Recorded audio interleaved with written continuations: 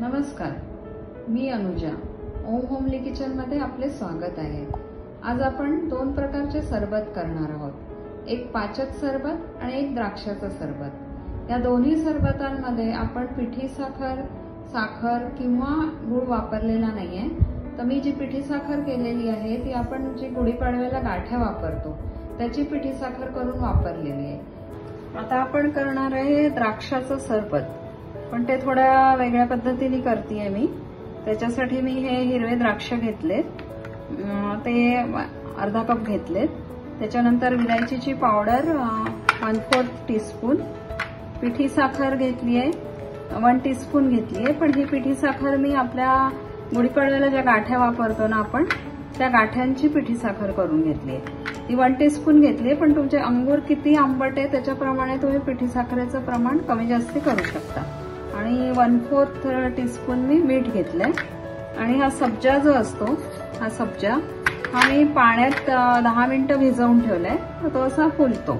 आणि उन्हाळ्यात खायला तो थंड असतो शरीराला.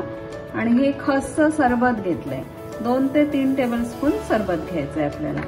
तर आता आपल्याला काय करायचंय, हे अंगूर, त्याच्यानंतर ही विलायची पावडर,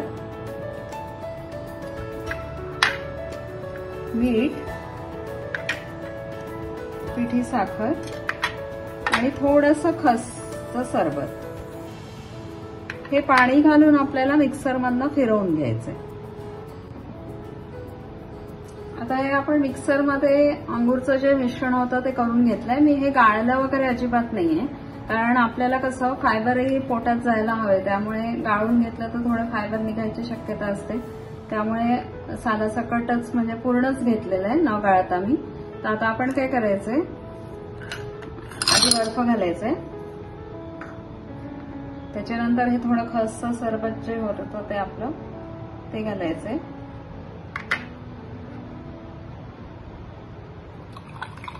नंतर थोडा द्राक्षाचं जे केलेलं होतं ते,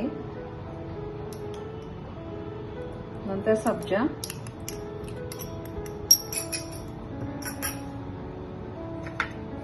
परत द्राक्षाचं,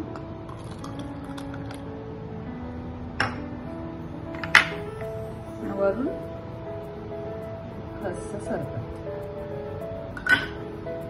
हे झालं आपलं तयार द्राक्षाचं सरबत.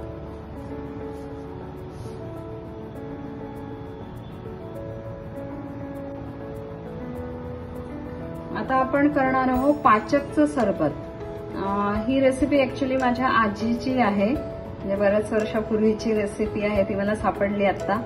तर त्यामुळे ते करायचंय आपल्याला. तर ह्या काळ्या मनुका घेतल्यात, त्या तासभर मी पाण्यात भिजवून ठेवले. जर सीडलेस नसतील तर त्यातल्या बिया तुम्ही काढून घ्या.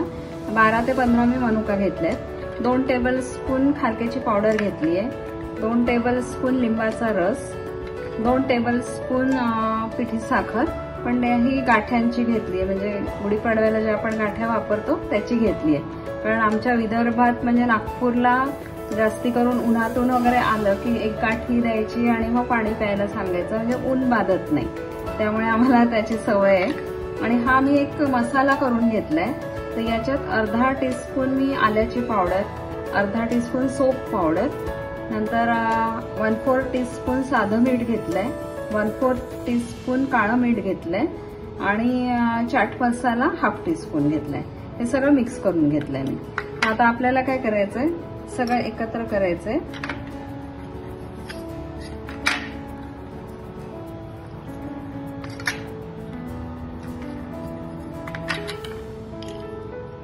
आणि हे थोडं पाणी घालून आपल्याला मिक्सरमधनं याची पेस्ट करायची.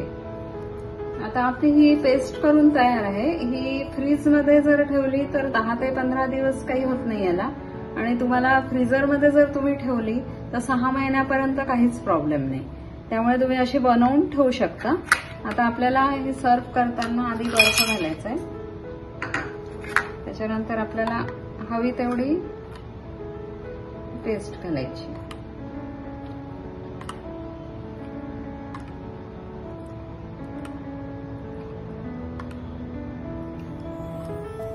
साधारण 5 ते 6 चमचे घातली आणि त्याच्यात मग गार पाणी घालायचं आपल्याला.